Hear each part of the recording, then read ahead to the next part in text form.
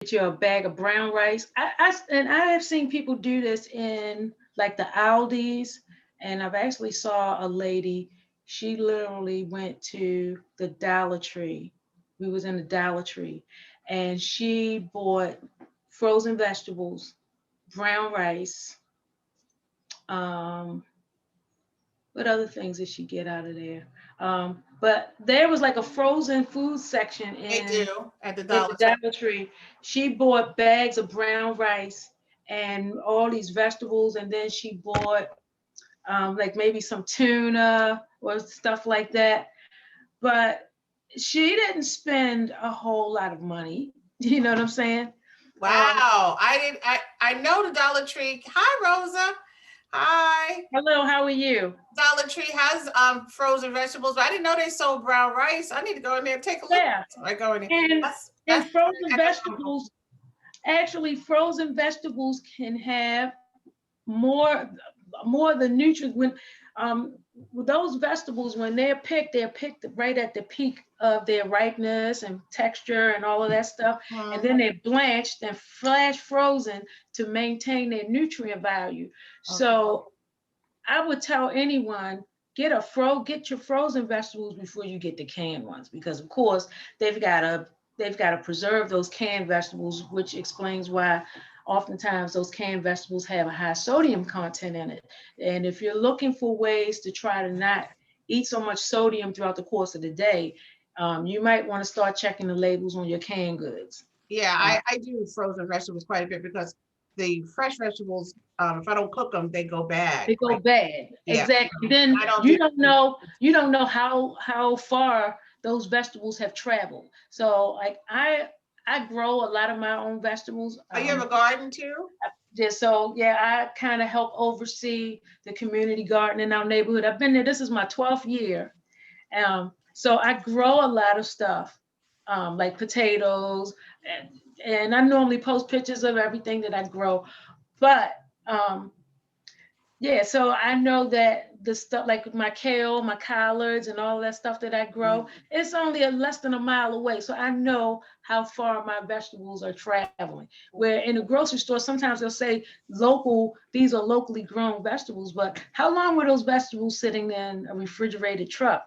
Mhm. By the time they've gotten to your supermarket, they may have lost 30, 40% of its potency because Wow. of the length of time that it takes for them to get to the distribution center to your market. So every year I always say this is going to be my last year gardening, but I can't quit it because I've gotten so accustomed to certain things I just will not buy in a supermarket because Well, I've been growing them for so long.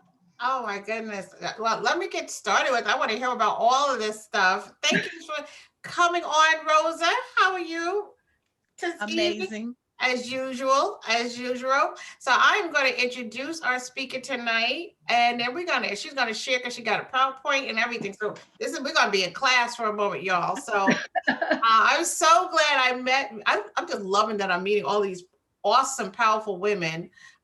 Mary Lewis. I am going to read just a little excerpt of your bio because I'm not going to read. I'm going to let you tell the story of everything. Go I ahead. met Mary through one of our own tribe members, Claudette. Came to the rescue and referred me to Mary, and I contacted her. We had a wonderful conversation the other night. So Mary Lewis is a fitness instructor, and she became a certified personal trainer in 2015. She said her first client she had in the gym, she was working with a 56-year-old woman who was a stroke survivor, who was left with weakness on the side of her body and impaired vision. And she said, I thought she's only a few years older than me. That could have been me. So she was determined to help her. Then she noticed that the majority of her clients in the gym were older clients as well. She was the only trainer there at the time who had the pictures of their clients on the wall because they actually got results. In 2018, she became a certified health education specialist, and she works with Baltimore County Department of Aging. I'm going to let her tell you, she's an independent contractor, and she works with Baltimore County Department of Aging as an evidence-based instructor. She's also currently going to Morgan State to get a master's degree, and graduation is right around the corner for her, so we wish her well in that. and she has a YouTube channel called Power Up Cardio. Am I saying that right? Did I got it right? Yeah, Power Up power Cardio cardio. with Mary Lewis. So she's not only a certified fitness instructor, she's also a health educator. That's also something we have in common. I have my undergrad in health educator. We're both Morgan alum. But she's really about fitness. And what I like about her, that anybody that's in the group, don't get mad, youngins. It's just the fact that she's a mature lady. And most of the women that are on our group is a women of a certain age. And I wanted somebody who we could all relate to, who is not only talking the talk, but she's walking the walk, and she's got the credentials to back it up. So, you know, not every personal trainer is created the same. She's holistic because she educates herself. She's getting her master's degree. Hey, Claudette. And Claudette, I'm loving I got a new friend. Thank you, Claudette. I'm taking your friend. So without further ado, go ahead, Mary. It's all on you. Go right ahead. Well, thank you. Oh, you made me sound so good. Thank you so much. I want to start first with, I got a couple of slides that I'd like to share with you guys. Okay. And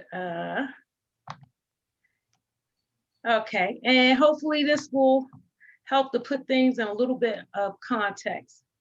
And the only weird thing about doing it this way is that I don't get to see you guys. So you could on the side, if there's a when you go to your view options at the top, do you see view options? You should. Yep. There should be something that says view participants. Go to that more all the way on the right. The more. Click that more, and it's show video panel. Go down to that. Click show video panel. Yep. Click that. Got it. All right, cool. Now you can see his face. Yay. All right. Now you might have to open up your thing a little bit more because it's okay. Put it in full slide mode, then you can see it. There you go. How's that? There you go. Now, all right. Now your chat thing, it might be showing too. You see that? Is your chat up? There's a black thing over there. That's usually the chat box. Maybe it's not. Maybe I won't see it. Go ahead. If I still see it, there something's going. Something black over it. And it's usually the chat box that usually shows that. Okay. You can move it around or click it or close it out. Okay. Let's close that out. All right. There you go. Okay. We good? We're good. All right. So I'm going to talk a little bit about fitness. What does it mean to you versus the definition of fitness? We're going to talk a little bit about fitness versus health, health versus wellness, and then we're going to end it up with our take-home message. So if I were to ask you all, what does fitness mean to you? I'm probably going to get all different answers because it's really not a one-size-fits-all answer. So here's some answers that people have come up with. That fitness may mean is the characteristics of the body that enable it to perform physical activity, or the ability to meet routine demands and still have some reserve left over to face sudden challenges. Your body's ability to withstand stress, including physiological stress. Or you can just achieve all of these by just being physically active. So the term fitness is a pretty broad terminology. But here is the so-called definition of fitness. That it's the definition of fitness may vary, but most experts agree that there are 5 basic components, which is your strength and power, your muscular endurance. How long can you pick up a particular object with resistance? Mobility, how flexible are you? Your cardiovascular endurance, how far can you run? How much can you continue to work without passing out? And your body composition, like your lean muscle mass versus your body fat. And let me know if I'm going too quickly. Stop me and ask questions if you need. So is fitness the same as health? They are both very important components, but there's some distinct differences in fitness versus health. For example, when we think about fitness, oftentimes we think about what we see on the outside. We see the shape, because the person may look to, I don't know, it depends on your preference. Some people think that being a size 2 is the epitome of health. I know quite a few people that are size 2 that are not healthy. I also know people who may be considered, in society's eyesight, they may be considered overweight, but I know some of these people who could probably run circles around a person who on the outside is a size 2 and looks fit. All right. So then we look at the other part of the spectrum, which is health on the other side. So when we think about health, we think of things like better aging. We think about living longer, because let's face it, mortality rate for everybody is 100%. We all got to leave this place. That's true. However, what type of quality of life do you want to have before you leave this place? So we want to try to live longer, but not just live longer, but we also want to live longer with some measure of good quality of life. Lower stress levels. All right. You don't see that on the fitness side, but for health, there's, so as there are 5 components of fitness, there are also multiple components of health. Free of pain, not necessarily free of disease, but you're not walking around in so much pain that it's interfering with your life. Wow. Okay. Now, this is the definition of health according to the World Health Organization.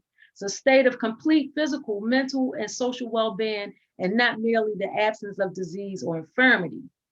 So, that was about 40 some years ago. No, 1947, I think, was when when the World Health Organization came up with this definition. So that's what, almost 80 years ago. So I think now we need to really start reimagining what it means to feel well. So, but despite these criticisms, this is the most comprehensive definition, and most health practitioners still refer to this definition when we talk about health. All right, health versus wellness. There is a difference. So we look at the side that says health. This condition of being of sound body with emphasis on freedom of pain, from pain and disease.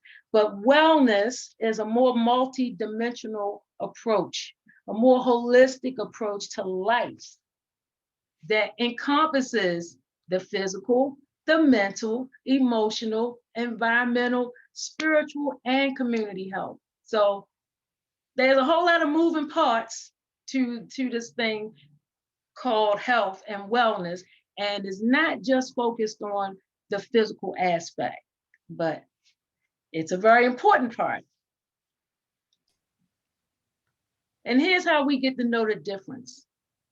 So when we think of things in terms of health, okay, like exercising, we all know that we need to do physical activity. So let's just kind of look at the wordplay and how it affects our mindset.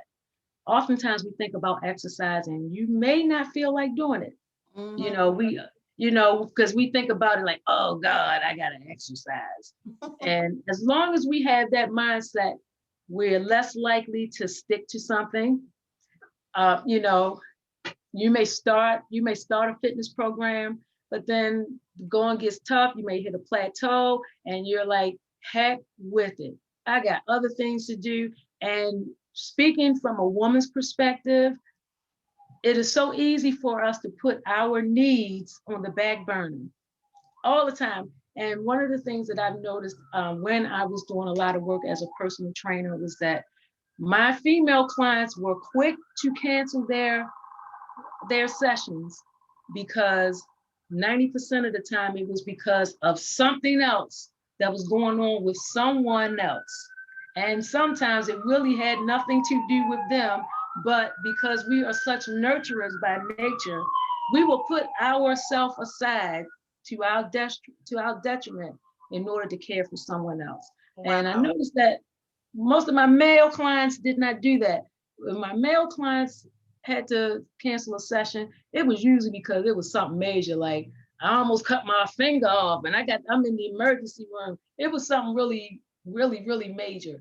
So it just dawned on me that I don't want to say all men, but I think sometimes men do that part better when it's time for them to focus on themselves and their health. And especially if they got a scare from the doctor saying you need to do this, this, and this if you want to stay off of the high blood pressure medication. So there are different drivers between males and females as to why they will adhere more to a whole wellness program as opposed to women, because we're more inclined to drop off if there's something else going on in our life. Interesting that you said that. That's very interesting, but I believe it. I definitely believe it. So when we think about, foods, okay, so we know that, and we were talking earlier about, certain things I try to steer clear of because I know physically my body doesn't like certain things. But it doesn't mean that you got to eat food that you hate so that you don't get sick. So I'm one of those folk. I don't like to tell people to get rid of whole food products. Like some people say, well, I'm not eating carbs, or I'm not eating this, and I'm not eating that. Truth of the matter is our bodies need carbohydrates. We gotta have protein and we gotta have some fat. All right. Our brain operates mainly on fats and carbohydrates. One of the biggest problems that we have in the United States, our standard American diet, which the acronym for that is SAD, S-A-D, is that we eat too many refined carbohydrates. We eat too much protein from meat sources and not enough complex carbohydrates to help keep moving all of that stuff through our sewage system, which starts from the mouth and goes all the way down until we get it out. Does that make sense? Yeah, it does.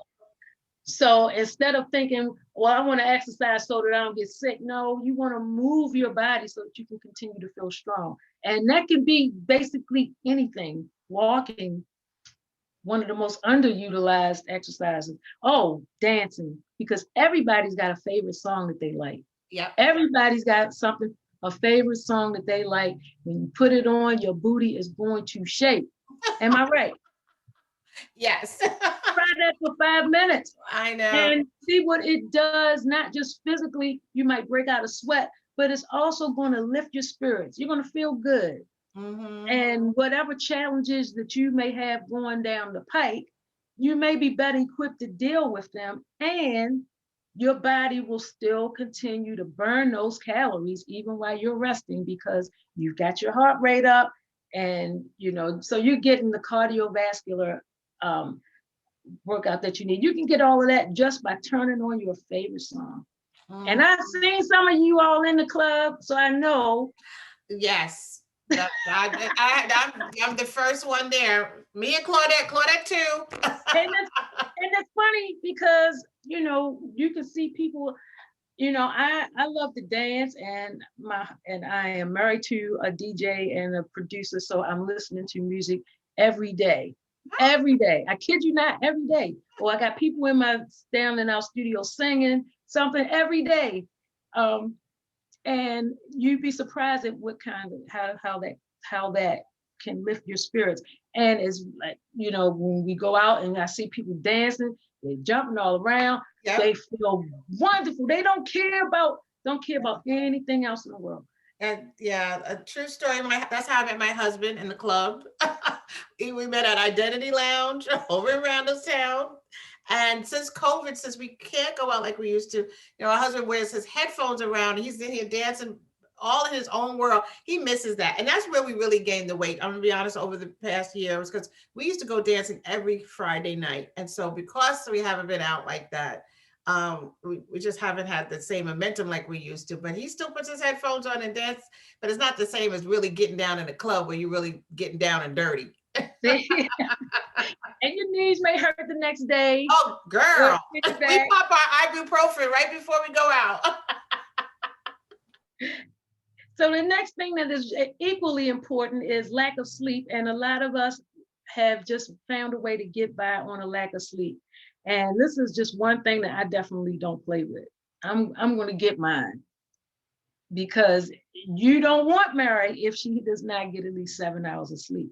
It's not going to be pretty. So I know that it is necessary for me to think clearly and to function well.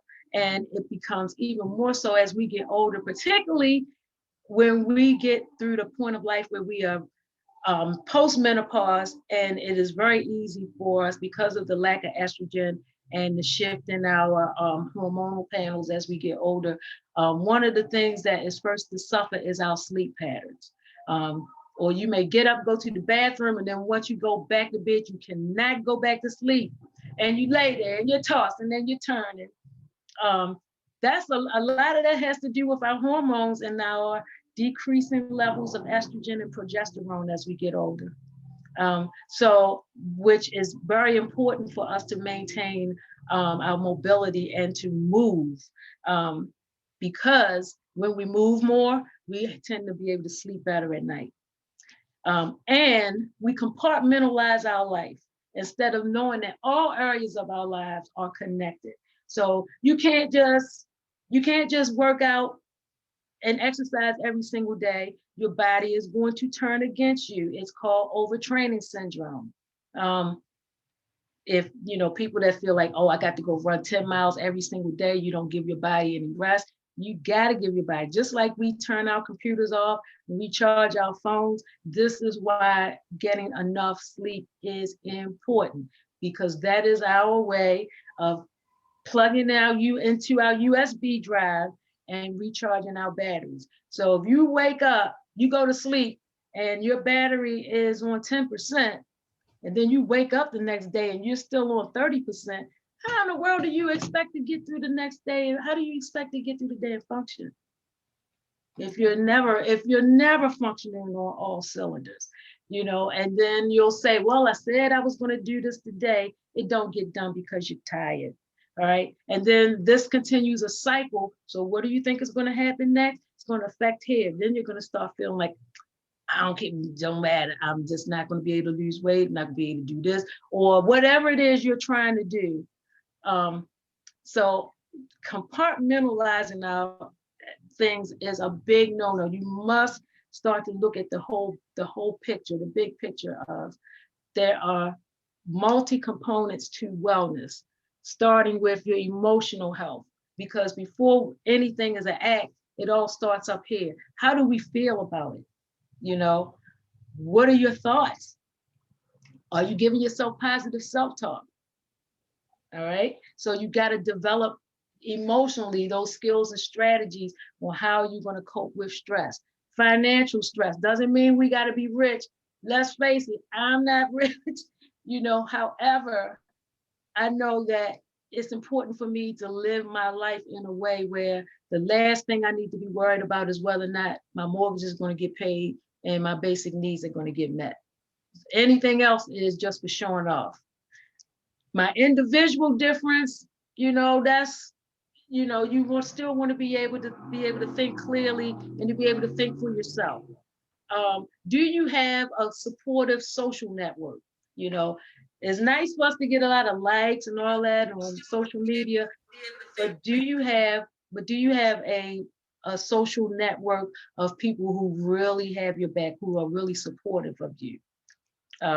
Your spiritual needs doesn't mean you got to go to church or none of that, but if you close your eyes right now, you can still see things, correct?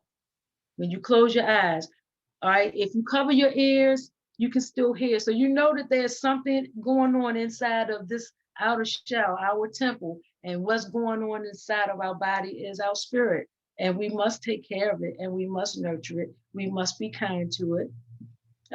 Occupational. Who goes to a job that they hate every day? None of us, right? Thank God, I know. But I know people who do. But can you imagine what that must do to their health?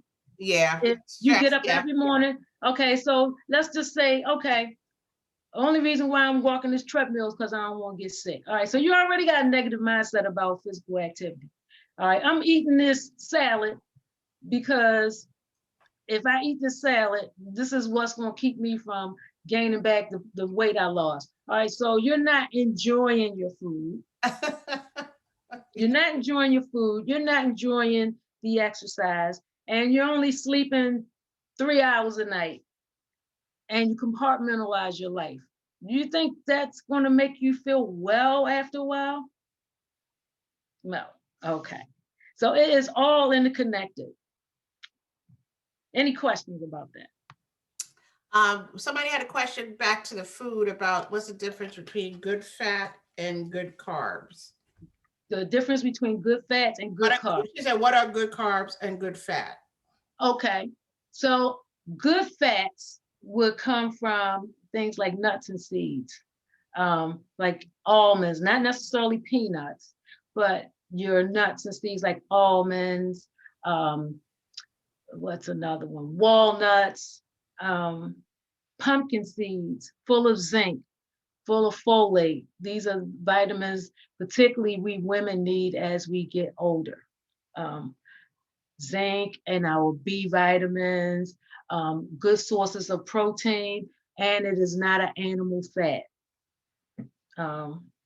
Another good source of a good fat would be like avocado oil. The only thing is that you don't want to overdo it with your oils like your olive oil, your avocado oil, grapeseed oils, because they are fats.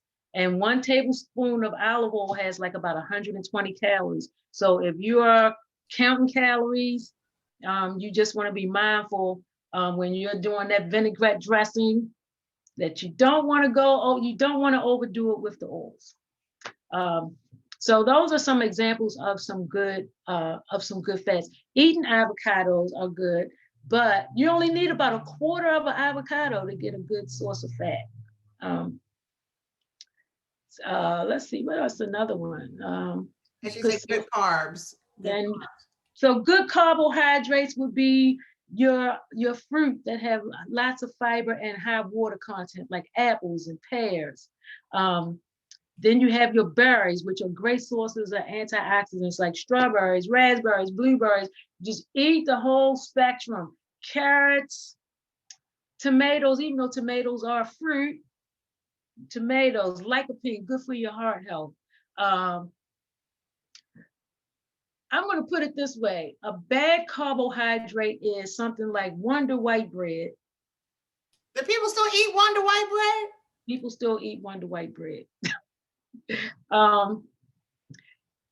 If you're eating things that have, if you're eating things that are made with refined flour, so like your white flours, refined flours are flours where the germ and all of the nutrients are taken out of the flour and it's milled down nice and fine, and then they put the synthetic vitamins back into it.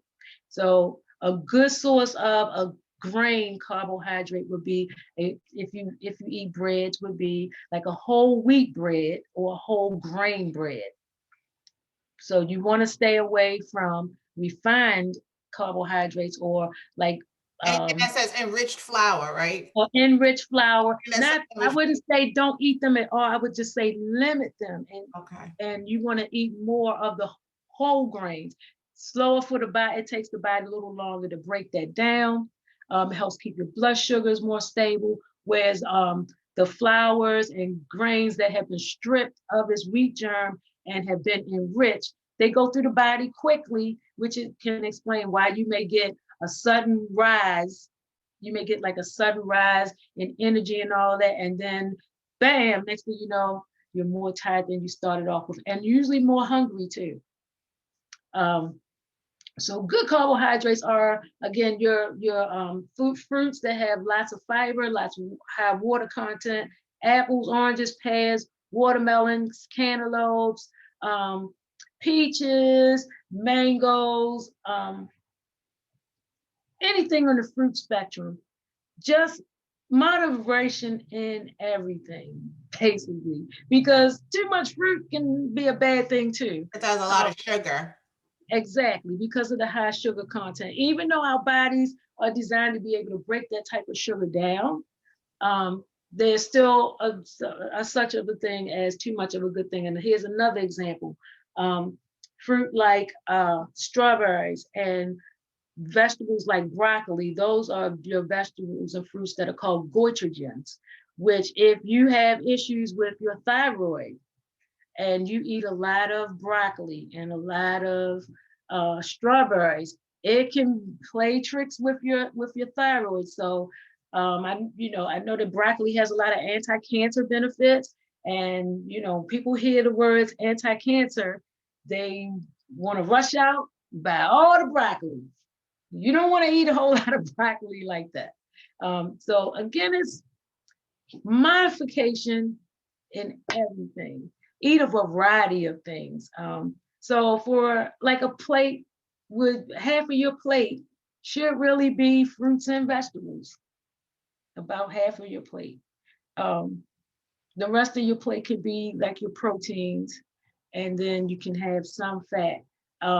I am not an advocate of dairy products. I don't eat dairy, so I'm not going to, if you do eat dairy, I don't want to muddy the waters and talk about things like veganism, because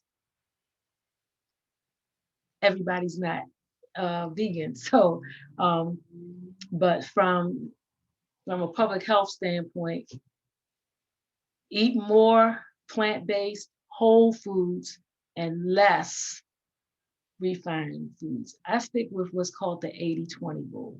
80% of my diet is nutrient dense. And I make sure that I get my blood work from my doctor, so I know if I have a deficiency, then I want to work to address that deficiency. Some people like to take multivitamins every day. I am here to tell you that that may not be the best thing for you to do, because multivitamins have a combination of water-soluble vitamins and fat-soluble vitamins. So your fat-soluble vitamins are the vitamins that goes into your fat cells, takes longer for the body to filter it out and all of that. And those are like vitamin D, vitamin E, and K. So if you're taking a multivitamin every single day, in some cases, it can be toxic for a person, because you may be getting too much of a particular vitamin that you may not have already needed. So I will always suggest to people that before they want to start taking supplements is to go see your doctor and get your blood work done. Have your doctor explain to you your blood results, like your thyroid for your thyroid function, glucose. They check your hematocrit, which see how much red blood cells you got. So get your blood work, and then when you sit down with your doctor, have your doctor explain your numbers to you. And then if there are deficiencies at that time, then you can work to address those deficiencies. All right. Thank you. All right, so our take-home message is, so even though we must think of our body as a system with many moving parts, physical activity does help with health, and it does help with overall wellness. Notice I said physical activity and not just exercise. So the takeaway from this is just be more active. Make sure that you are doing what is going to be sustainable for you. So if you're the type of person that likes to get up at 5 a.m., then you should be setting your alarm, just like you write in your calendar for all the other appointments that you have in your life. You should be writing this, you should be penciling this in your calendar too.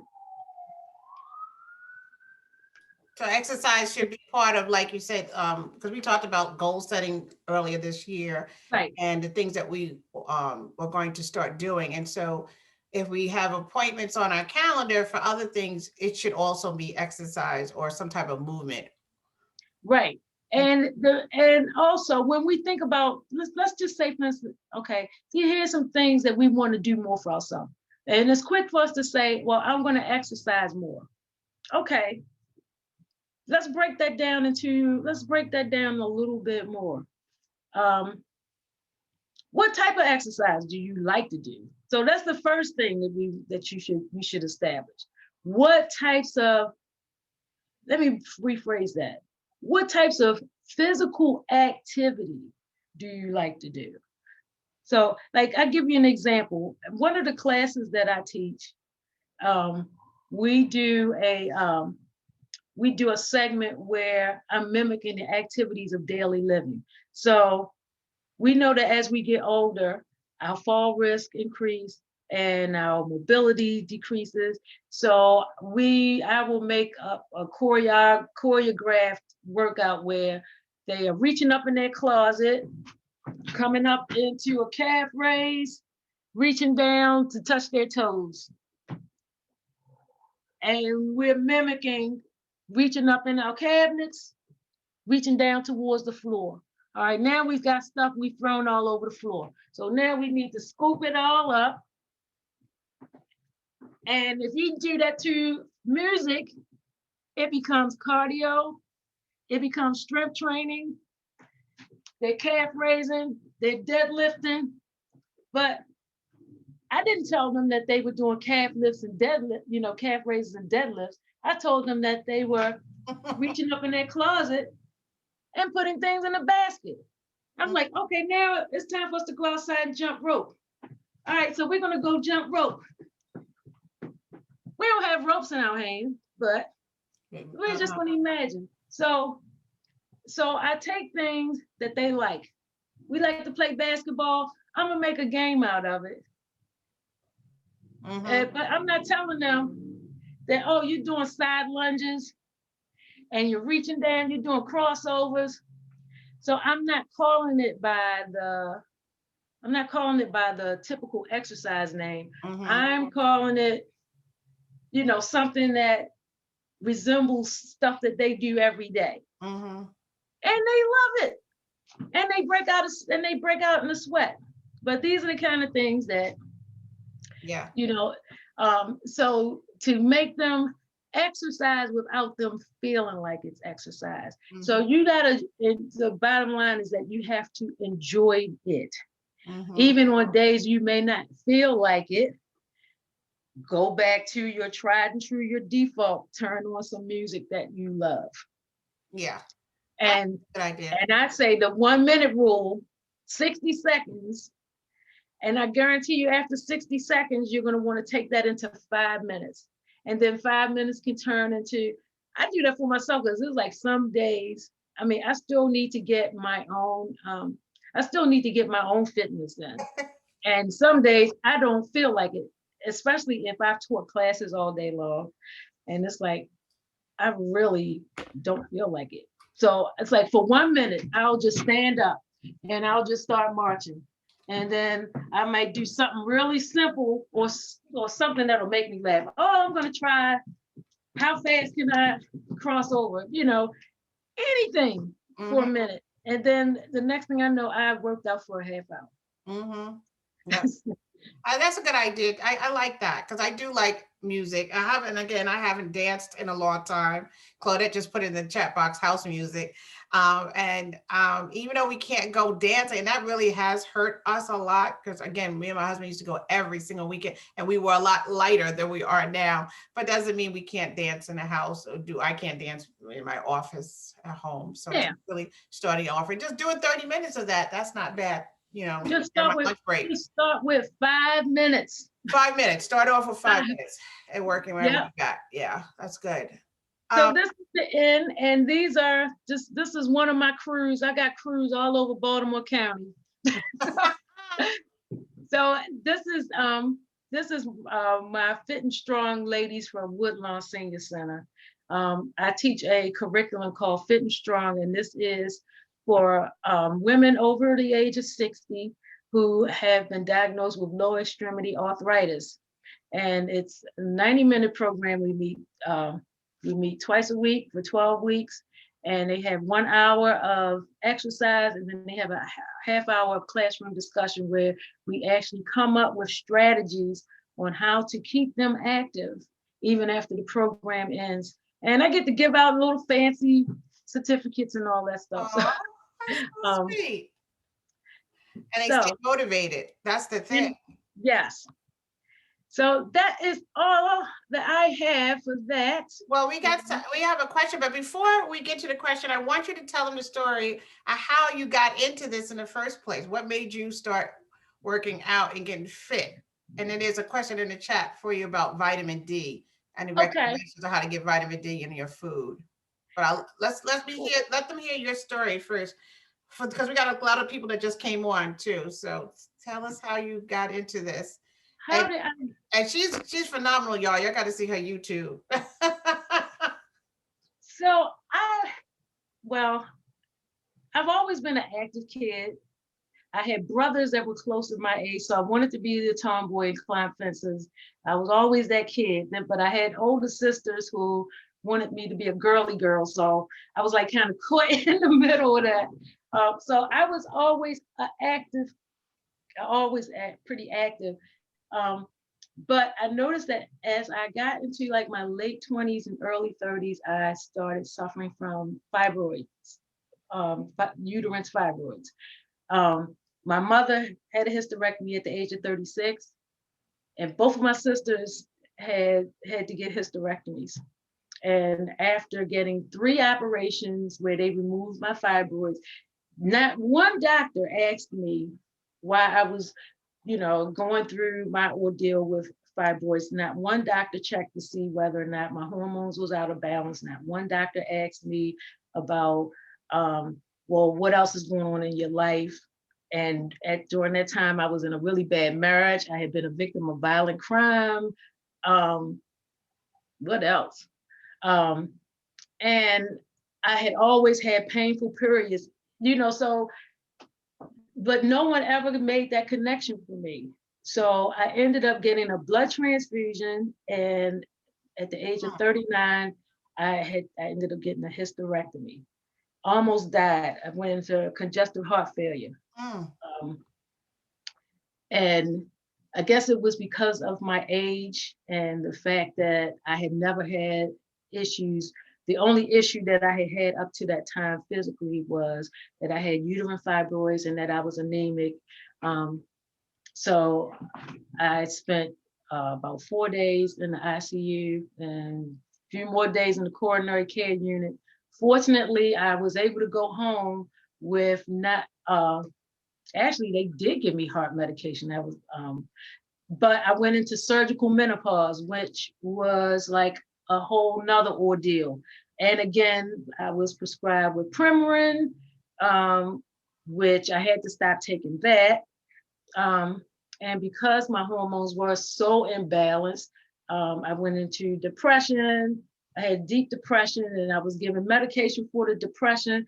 That started a whole, let me tell you, my doctors really practiced their medicine on me, and the results were not good. So some of the side effects that I had encountered was seizures. I was taking seizure medication. I was on Dilantin and Depakote. Depakote gave me pancreatitis. I almost died from that. Then I had heart rhythm problems. I was in the hospital again for heart rhythm problems and heart palpitation. So with all of that going on, and instead of them like trying to like look at the whole picture of my health, things were just so treating the symptoms. They just kept treating the symptoms. They just kept treating the symptoms. It got so bad. Memorial Day weekend, I was at my sister's house. This was in 2005. And I was at my sister's house, and I was on Wellbutrin, Lamictal. Oh my God.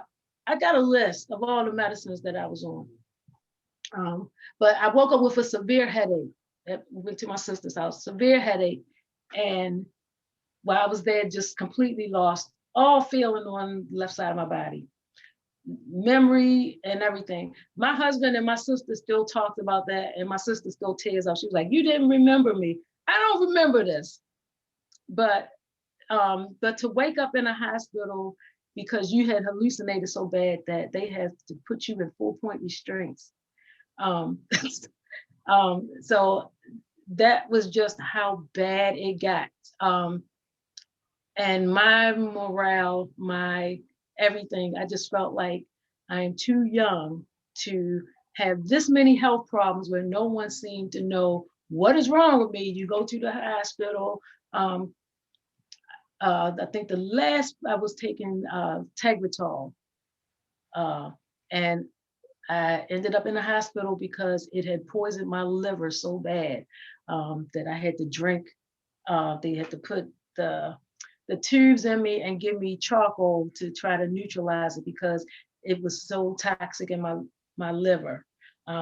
My youngest daughter went away to college in 2007, and I was like, you know what, enough of this.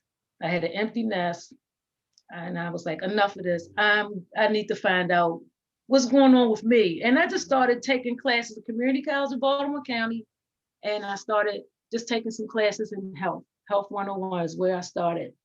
And after a couple of classes, and I started understanding some things about, that there's social determinants in health, that there are multi-components to health, not just being fit, that what you eat and things that happen to you throughout the lifespan can have an adverse effect on your health later on down the road. And then I thought about it. I'm like, well, I was a victim of violent crime. I was held up at gunpoint. I've witnessed violent crime, Trauma. trauma, right? So you carry that trauma and you carry it right here. In your I gut. was in a bad marriage. Oh Lord, my first marriage. But anyway, and the trauma behind that. All right. So how all of those things throughout your life cycle, how it affects your DNA, everything. And then you wind up, you're in your 30s and your 40s and you got high blood pressure, and you got, you got adrenal fatigue because you are walking around stressed all the time, and cortisol is constantly flooding through your body like you are always in crisis. Wow.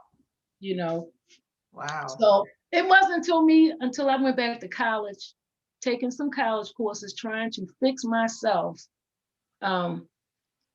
So once I got my AA degree, I decided one of my professors said, "Girl, you should be a personal trainer. You look great." And believe it or not, weight was never an issue for me. I did gain, I've gained some weight here, but it was never an issue where I don't have that story. I lost 100 pounds. That's not my story. My story was trying to heal this, right? What was going on inside that was manifesting itself in a lot of ugly situations that was having me wind up in the hospital. Wow. So I became a personal trainer in 2015. I was 52 years old. Wow. I love it. I love those stories. I love those stories, y'all. I love it. And then the crazy thing was I could not get a female client to save my life. All of my clients were men. I had a really good male roster of male clients. Of course. So I met this young lady, and her name was Josette. And I'm not sure how she and I clicked, but we just clicked. And she became my first lady client. And I was able to, I'm like, if I can just show some results with one lady, then I know that I'm in the right business.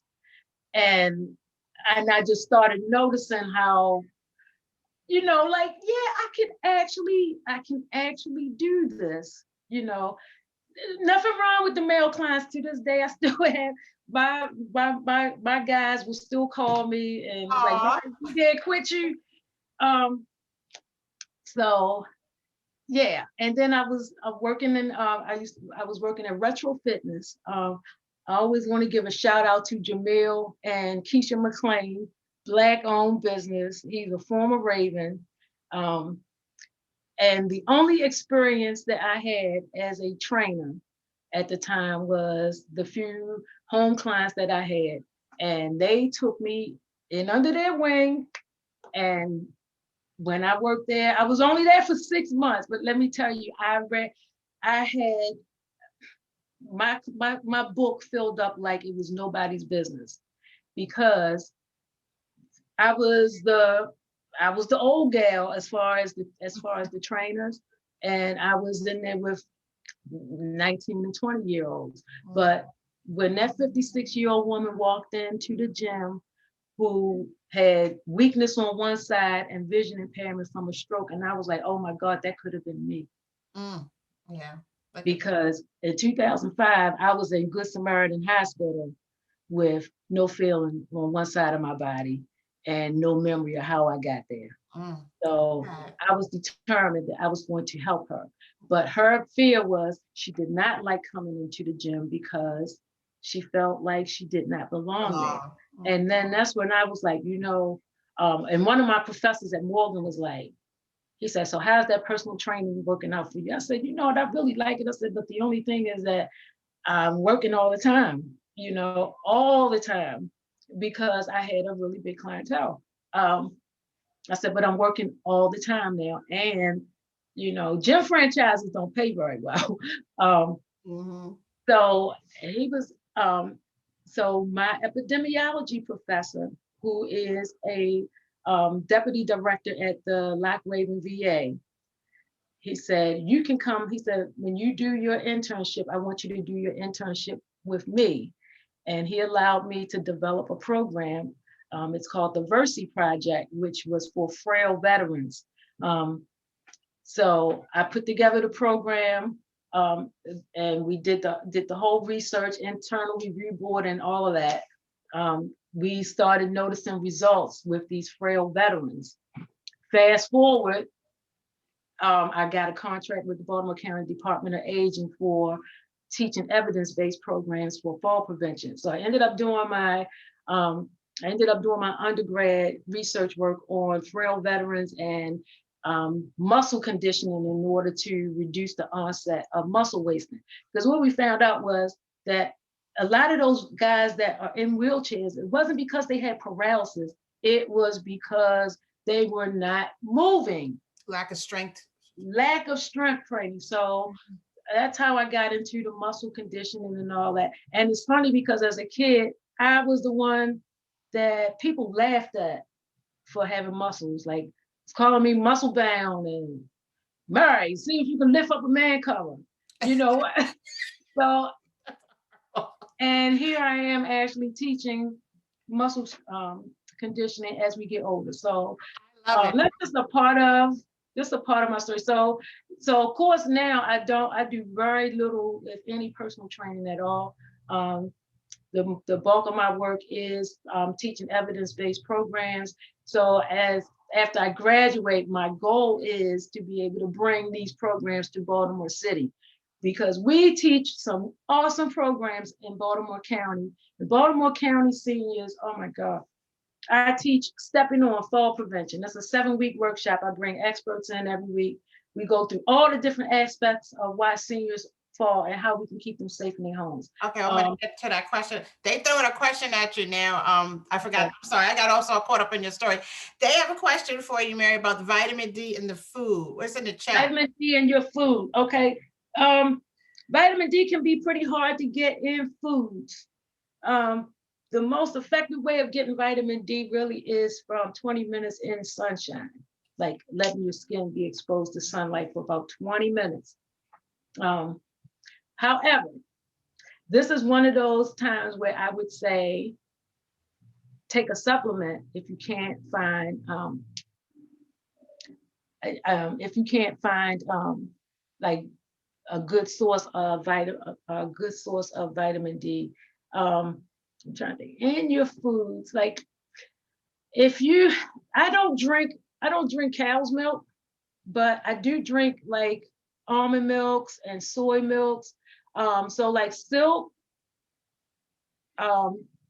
is an excellent source of vitamin D.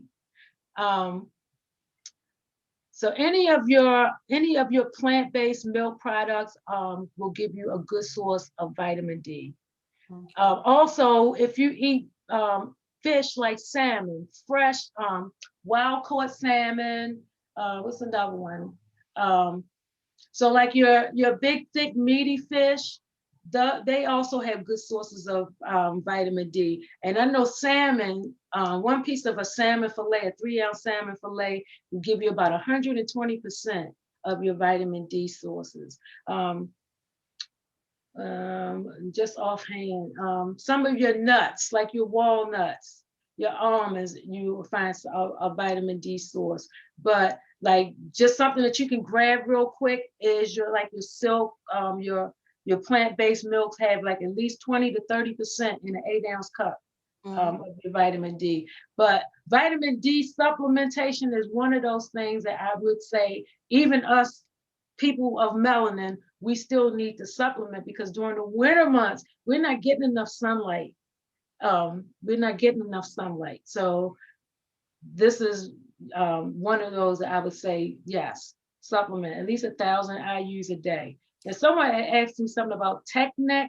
What's TechNet? I never heard of TechNet. TechNet is if you're sitting, am I right? If you're sitting in front of your computer. I never heard of it's when you Lisa, can you hear me? Yeah, go ahead.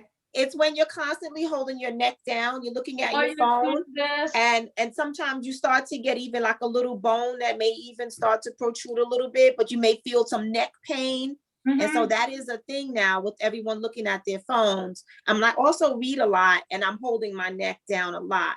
And so now I'm getting ready to see if I can go for physical therapy, because my neck is really starting to bother me. So if you can speak a little bit to that, and see if you can recommend any exercises, that would be great. So you are gonna go see a physical therapist? Yes, I'm going on Tuesday. Okay. So normally if you're sitting like this, most of us, I have a habit of doing it too. All right. So what ends up happening is that we actually have some weakness going on right up here in these our shoulders and our pec muscles right up here. So doing things like pushing the arms behind you and squeezing your shoulder blades, reaching it up, and as you come down, squeeze those shoulder blades, and you want to squeeze them in and up, and squeeze them in, open and close. So things like that. That feels good.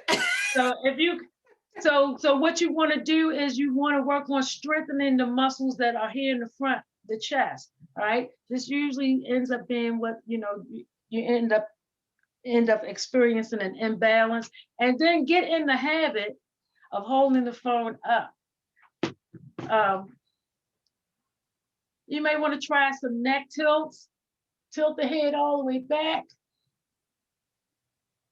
and slowly roll the head down towards allowing your chin to touch your chest. You want to pull those arms straight out in front of you and push straight out. And then you want to open it back up, just open the chest and squeeze those shoulder blades. Thank you so much for that. I never heard of TechNet. That's the first time I've heard of that. Wow. Yeah. You've heard of it? I ain't even. Oh wow. It's a thing. It's like the getting not just carpal tunnels, but also you can get inflammation right here at the base of the thumb, because we're constantly. Yeah. Well, that's I guess that is the devil in our the sign of the times. Yeah, we have now become so addicted to. Yep. Yeah. Wow. Sometimes I have to really be conscious. I find myself scooping. I'll be like, oh, and let me pull it up. And I constantly try to bring my phone up. Yeah. So yes, just be mindful. Shoulder shrugs is another one. Shoulder shrugs, shoulder rolls. Okay. All right. But thank you. But work on things like that is going to activate those chest muscles. Yes. Okay. Thank you. You're welcome. And good luck with your PT. We should also give you some, some more ideas and exercises to loosen that up. Thank you. You're welcome. Anybody got any questions? I'm looking in the, there's people watching, but we have that one question. First of all, let me give a shout out to Josette. She's not showing herself on the eye because if it wasn't for Josette and Claudette, I wouldn't have met Mary. So Josette, thank you. Hand up. Let me give you a hand clap for that. Thank you for working out and meeting Mary and referring your sister Claudette. Thank you guys. Any other questions you guys have for Mary? I know somebody gotta have a question other than TechNet. I learned something new from TechNet, Lord. It's always something. Okay, so my question is for me, and this is about, I'm at a menopausal age. How do I get rid of the belly fat without having to work out? I hate doing sit-ups. Now, I do sit-ups too, and I hate sit-ups. And I do very little sit-ups, and in my classes, I try to avoid doing sit-ups because sit-ups can also do damage to your lower back. What? Sit-ups and crunches, because most of us don't do them correctly. Okay. So they said for the stomach that I have to work on my back muscles. Is that true? So yes. So normally when we talk about our stomach muscles, we have our erectus abdominis, which is here. Then we have our obliques, which are here. And then right across here, we have our pelvic floor, our transverse. That's my problem right there, right where the kangaroo pouch is. Right here. I call it the mommy pouch. Well, mommy pouch, but yeah.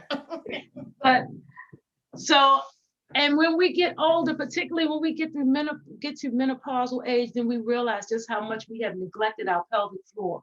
So we start noticing things that are happening that are not pleasant. Like if you cough or sneeze, you might leak a little bit. Sexual function and all of that stuff can decrease. So how do you get rid of that without working out a lot? You can do a lot of stuff in your chair. A lot of chair abdominal workouts, but one of the surefire ways of getting rid of stomach fat is by increasing your cardio intake and watching what you eat. And a really important one is to try to reduce stress in your life, because as we get older, back to the decrease in estrogen and progesterone. All right. So we've got these two glands that sit on top of our kidneys called our adrenal glands. All right. So after the body goes through menopause, all right, we're not ovulating or none of that stuff. Our adrenal glands start to take up some of that slack and try to compensate for that lost estrogen. All right. But what happens is like our diet. So if you like drink a lot of coffee or eat a lot of things that drink a lot of sodas, caffeine and stuff like that, that can tick off or trigger cortisol that is secreted from those adrenal glands. You know how you feel when something startles you, right? And you get that feeling in your gut, all right? So that is cortisol helping the body with the fight or flight response, all right? As we get older and we go through menopause, we have a harder time trying to control that. And then we have other things that's going on in our life that kind of exaggerate that. And then we wind up with this belly fat. And it ends up right here. And it's very hard to get rid of. But you got to modify your diet.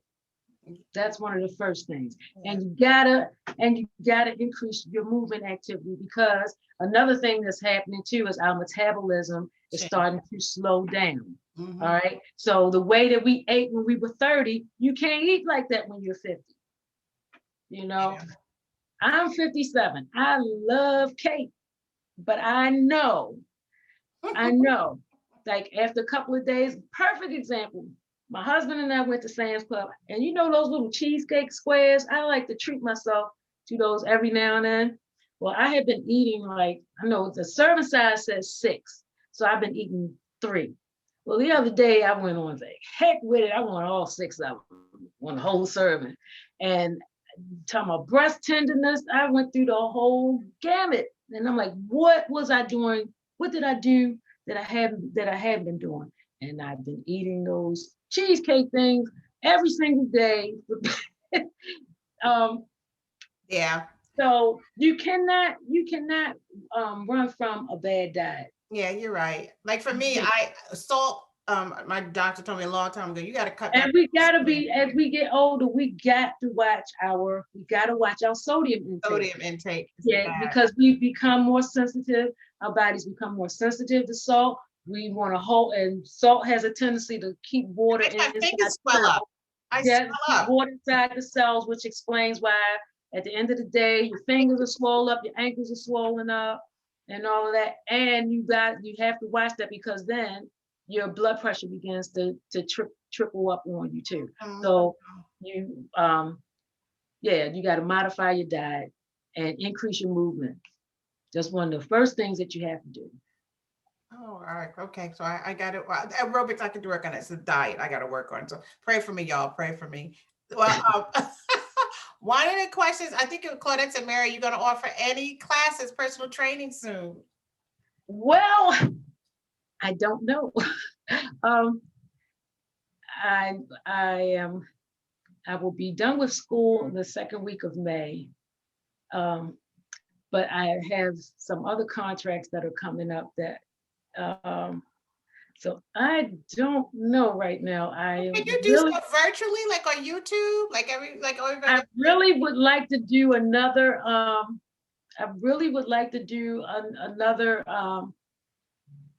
Another group exercise class. But I really won't know what my schedule is going to look like until the second week of May. After you graduate. I get it. Yeah. Definitely get it. I see, when you talked about don't put too much on our plate, so you don't want to stress yourself out with too many things. Like that makes sense. Yeah, and then and then I would need to, have an idea of like what kind of class would it be like, you know what I'm saying? Mm-hmm. I really want to, I really do. I really would like to. I just need to clear some other things off my plate first. Well, that's smart, because we have a tendency to, before we clear things off our plate, we have a tendency to add stuff to our plate. Yeah, which is where we have, where did I end up in the spot? Yeah, which is the stress level. What stress level? Well, I don't see any other question, but I am so grateful. Anybody else got anything? Rosa, Maria? No questions? Any questions? You gotta unmute yourself, Maria. People do that all the time. I think it's so funny. I do that all the time. And I apologize for getting on late. It took me forever to figure this thing out. One thing that I do is I wanted to tell Mary, I don't go out and walk because I have arthritis in my knees, and it really is painful. So what I do is I do a lot of stretching here in the house. I mean, a lot of leg stretches and a lot of body stretching and all of that. And I was following somebody on Facebook with the stretches. I do a lot of that. And I also do a lot of purposely walking through my house. Like I may go in the house, walk all the way to the kitchen and get something, bring it all the way back, and go all the way back. But I do that on purpose. Mm-hmm. And you believe it or not, I work up a sweat because I'm purposely getting one thing at a time. That kind of thing. As ridiculous as it sounds, but it works for me. And another thing I find that I do, because I have to do certain things, because like I say, I don't do the walking yet. But when I wash dishes or anything like that, I stand on my tiptoes. That's excellent. I do that, and like I have a lot of times, so many dishes to wash and all of that. And sometimes it gets a little painful, but I also go up. How can I describe that? Like up 1, 2, 3, 4, never touching the floor. You know what I'm talking about? I got you, Steph. Yes. Awesome. Yeah, I made it up.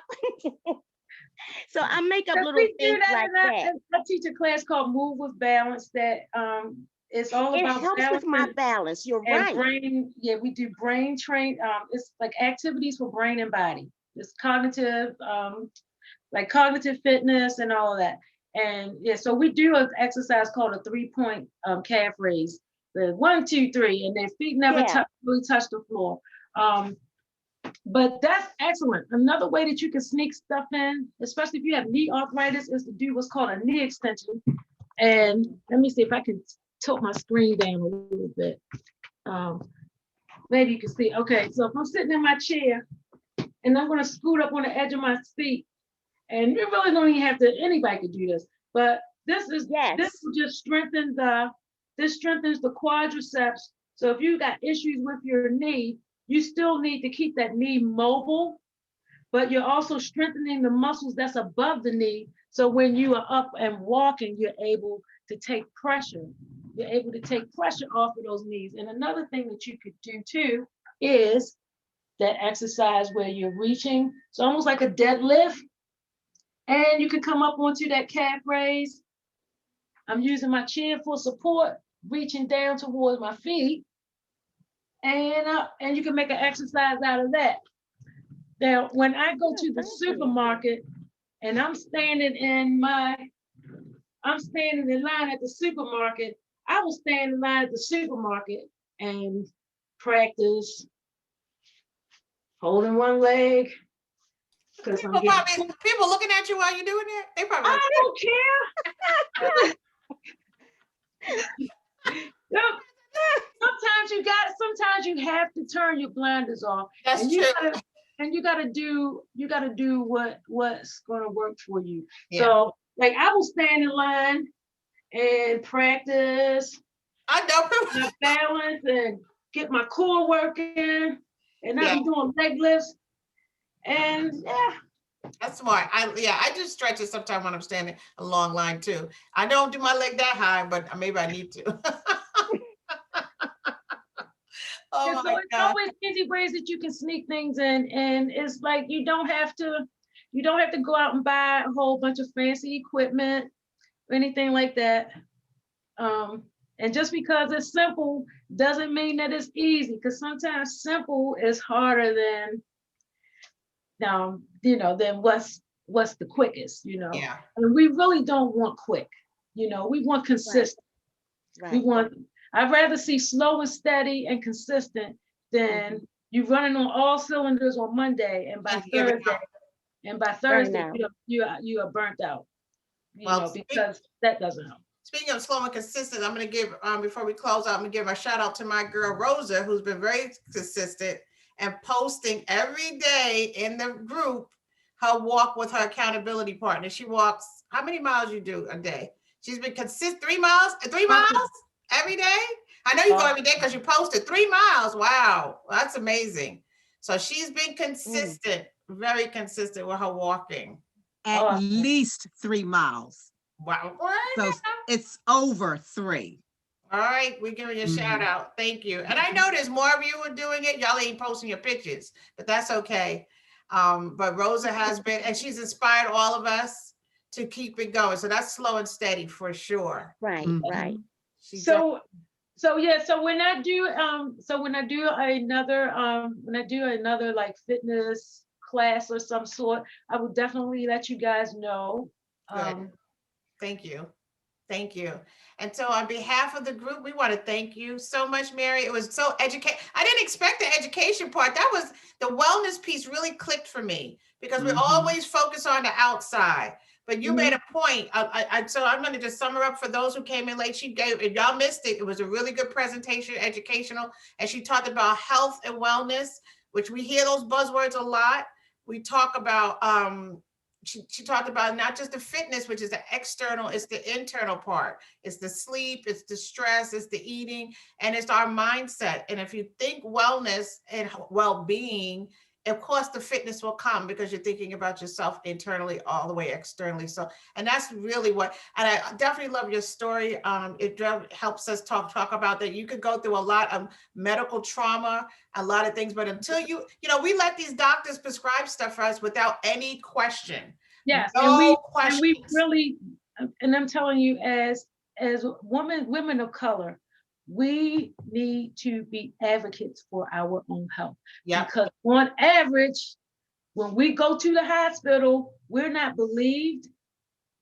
as readily as our Caucasian sisters. And we often run the risk of either being undertreated or overtreated. Treated. So we should be able to have conversations with your doctor. So when your doctor is explaining things to you on your lab work, you sit down with your doctor. And I used to get on my doctor, but he knows what to expect from me now. Like, no, you're not gonna bully me, you know. I know I got you. You went to medical school and all of that, but I get up, I live with me every single day. Yep, you know You know, yourself. so what is the risk ratio, or what is the benefit of me doing this? So it's like now when my approach to my preventive care now is the least restrictive. And then if that doesn't work, then we may have to try something else. But we're not going to go to the most drastic thing first. Intervention, yeah. Right, because my body is a whole system. It's not just one part of me.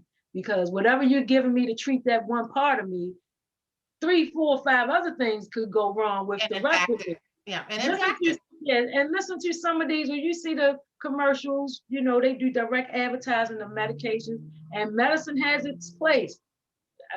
Please don't think that I'm saying medicine does not have its place. It does, but you listen to some of the side effects. Yes, like the like medicine for heartburn. People were taking Zantac. Now they're saying that Zantac can give you certain types of cancer. Yeah. So and we just need to learn too. And there's a lot of people that once they start getting healthy, doesn't have to be on all those medications, especially diabetes medication. I know several people who were diabetics, and they started eating right and exercise, and they're off the medications.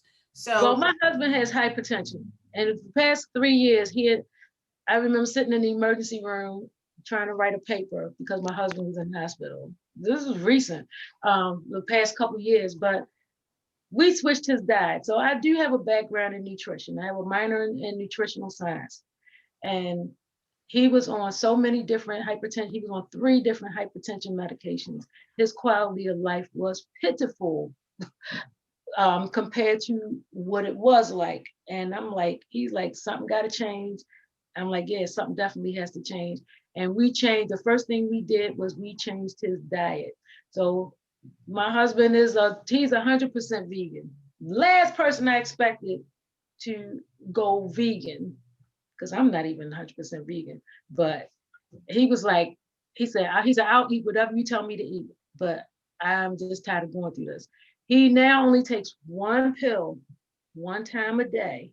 Look at that. And he's been following a 100% whole food, plant-based diet since June of 2020. So it's been almost 11 months. Good. That's good. That's good. And we talked about that last week with our last speakers too. So we talked about that. Mm-hmm. Well, thank you, ladies. Our time is up. Mary, you have been gracious, and we just a lot of information. I hope you guys have listened and taken her heed and her advice. I know I have. I'm definitely more in tune. I'm so proud of Rosa and Claudette and Josette. I haven't met you. Probably did. I probably met Josette, Claudette, and one of the. Does she go to house music events too? If I did, I'll see it. Okay, she's a house head too. We're house heads. Thank you so much. Thank you for having me. Thank you so much. I'm looking forward to, we have one more speaker next month. And actually one of our speakers is on today. Next month is Mental Health Awareness Month for us. And so Kim is going to talk about, actually piggybacks on what you said, Mary, trauma-informed care and mental health. So you guys are going to want to tune in for that, because Kim is going to present on that next month of how trauma can affect our mental health. Trauma that we may not even realize. Let me just say this really quickly about trauma. I did not realize that this was trauma. There was a gentleman in our neighborhood. God bless this man. He was a business owner, but he would sit and play checkers with us as kids. And this man used to expose himself to us. And he was a well-known man in our community, businessman. And he would but he would do it in a way where you didn't think, he would like kneel down, play checkers and would expose his private parts out of his clothes. And I kind of mentioned that to somebody that I grew with, and they was like, Mary, you know you was traumatized by that. Like, I did not, when you're a kid, you don't know what you're really looking at. What you don't know. You don't know what you don't know. Exactly. So yeah, this man was going around exposing himself to children in the neighborhood. So this type of trauma, how it affects us throughout our life cycle. And yeah. And it shows up in our health. And it shows up in our health. Physical and mental. So we talked about the physical, and so Kim is going to address that next month on the mental, the trauma and how it affects us mentally. So ladies, it's been a pleasure. Claudette, I love you, love you, love you. I can't wait till we go back to dancing again. I know, right? And thank you guys who was watching in live with your questions. Mary, best of luck. Congratulations on your degree. Thank you so much. We look forward to seeing some great things from you. Thank you. Thank you, ladies. Good night, everybody. Good night. Good night. Have a Good great night. week. Good night. Don't forget to post your recipes and you working out. Don't let Rosa be the only one. Oh, that's right. I was supposed to. You can do a recipe. If you're not going to show yourself exercise, post a healthy recipe that we can all share. Yes. Healthy. Good night. Just let me end it with this. I saw something, Lisa, and I was going to send it to you. It said, if you don't make time for your wellness, you will be So make forced. time for your illness. You will. Yes, baby, you got it before I could get it. That's right. I saw that and I was going to send it to Lisa, but of course I forgot. Well, post Perfect. it. Post it in the Perfect. group, Maria. Post that in the group. Oh, okay. Post it Yeah, in the okay. group. I never heard that. Look, Tech Neck and that one too. I'm learning a lot tonight. I love this group. Love it. Love it. Love it. Good night, everybody. Good night, Mary. Good night. Good night.